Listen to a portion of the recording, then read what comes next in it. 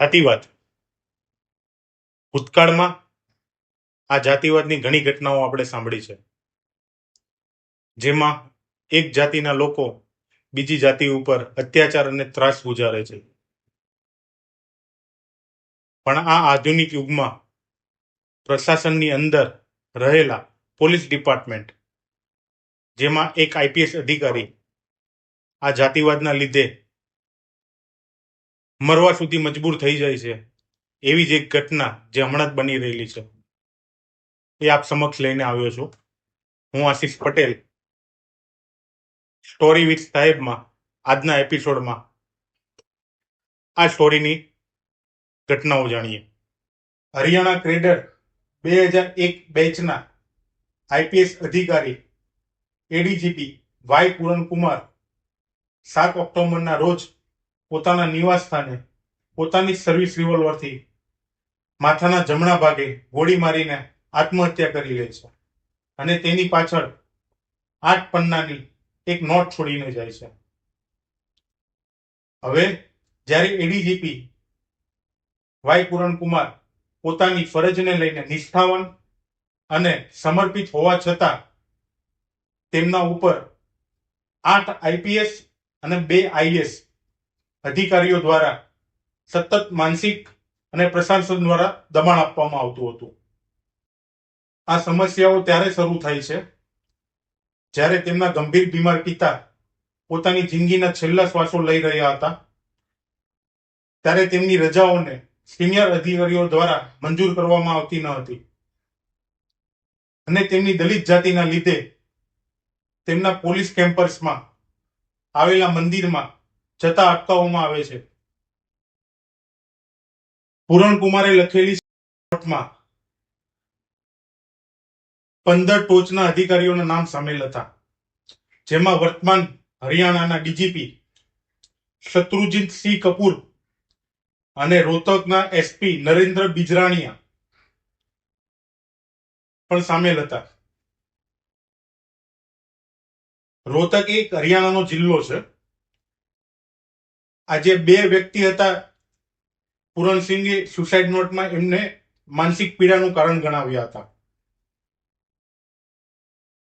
તેમ છતાં મૃત્યુ પછી નોંધાયેલી એફઆઈઆરમાં કોઈ પણ આરોપી અધિકારીઓના નામનો ઉલ્લેખ થયો નથી,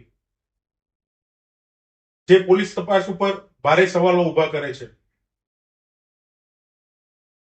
ત્યારબાદ તેમના પત્ની આઈએસ અધિકારી અમનીત કૌર તરત જ ચંડીગઢ સેક્ટર 11ના પોલીસ સ્ટેશનમાં ફરીથી ફરિયાદ લખાવે છે અને જેમાં કહેવામાં આવે છે મૃત્યુ માટે તમામ જવાબદાર અધિકારીઓના નામ એફઆઈઆરમાં નોંધાય અને SC/ST એક્ટ હેઠળ કાર્યવાહી કરવામાં આવે. તેમ છતાં રાઇટર દ્વારા આરોપીઓના નામનો ઉલ્લેખ એફઆઈઆરમાં થતો નથી.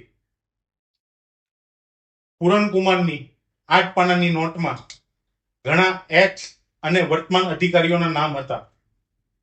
તેમ છતાં પોલીસ ડિપાર્ટમેન્ટ દ્વારા તે અધિકારીઓના નામનો ઉલ્લેખ થયો નથી. જાહેર વિરોધ અને રાજકીય દબાણ પછી હરિયાણા સરકારે વર્તમાન ડીજીપી શત્રુજીત કપૂરને અને મહિલા સ્ટાફને રજા ઉપર મોકલી દીધા હતા. પૂરણકુમારની પત્નીએ જણાવ્યું કે અધિકારીઓ દ્વારા કરપ્શનના ખોટા આરોપ અને નકલી એફઆઈઆર નું એક ષડયંત્ર રચવામાં આવ્યું હતું પૂરણકુમાર વિરુદ્ધ, જેના લીધે પૂરણકુમારનો માનસિક તણાવ વધતો ગયો અને એમને આપઘાતનું પગલું ભર્યું. આ ઉપરાંત પૂરણકુમારના મૃત્યુના થોડા દિવસ પછી આ કેસની તપાસ કરતા એક એએસઆઈ નું મૃત્યુ પણ શંકાસ્પદ હાલતમાં થાય છે. તેથી આ તપાસની નિષ્પક્ષતા ઉપર પણ ઘણા સવાલો ઉભા થાય છે. એ પછી આ કેસની તપાસ માટે એક એસઆઈટી ટીમની રચના કરવામાં આવે છે, પણ તાકાત ધરાવતા લોકોના લીધે એસઆઈટી ટીમ સાચો રિપોર્ટ રજૂ કરી શકે છે તે જોવાનું રહ્યું.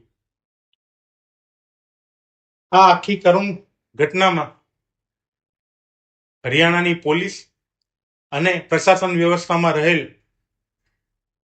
આંતરિક જાતિવાદ અને ખાકીનો દુરુપયોગ અને આંતરિક રાજકારણ સાફ દેખાઈ આવે છે, જેના લીધે વાય પૂરણ કુમારના ન્યાય માટે આંદોલન પણ થઈ શકે છે. વાય પૂરણ કુમારની ઘટના કોઈ એક વ્યક્તિની ઘટના નથી, પણ આ એ વ્યક્તિની ઘટના છે જે લોકો પોતાના કામમાં નિષ્ઠાવાન, પ્રામાણિક અને લાયકાત ધરાવતા હોવા છતાં તેમને જજ કરવામાં આવે છે અને એ જજ કરવાની રીત એટલી નિમ્ન કક્ષાની થઈ જાય છે, જેના લીધે એ માણસ આત્મહત્યા કરવા ઉપર પણ મજબૂર થઈ જાય છે. આ જાતિવાદ આપણી આવનારી પેઢીઓમાં ઘર ના કરી જાય તેની આપણે ખાસ નોંધ લેવી જોઈએ.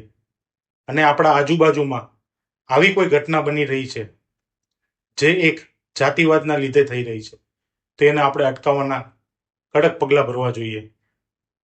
આ હતી આઈપીએસ વાય પૂરણ કુમારની ઘટના. તમને ગમી હોય તો અમારી ચેનલને લાઈક કરો, શેર કરો અને સબસ્ક્રાઇબ કરો. આવી જ ઘટનાઓ સાથે ફરીથી મળીશું આપણે અમારી ચેનલ સ્ટોરી વિથ સાહેબમાં.